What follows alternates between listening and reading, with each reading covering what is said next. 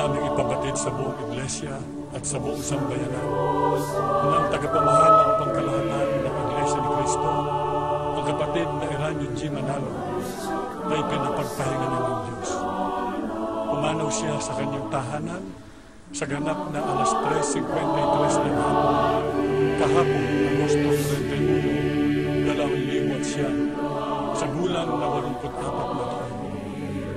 Ayon sa kanyang manggagamot, si Dr. Ray Melchor Santos, ang sanhi ng kanyang pagkamatay ay cardiopulmonary arrest.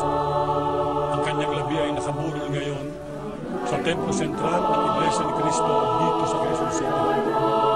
Pagbibigay na lang namin sa inyo kung kailan ang kanyang hinihiling namin sa lahat ng Kristo ng Panginoon na may tungkulin at sa kanya. Na ipanalangin natin sa Diyos na patuloy niyang patnubayan ang buong Iglesia at pagkalooban niya tayo ng lakas sa panahon ito ng ating matinding kadalaman.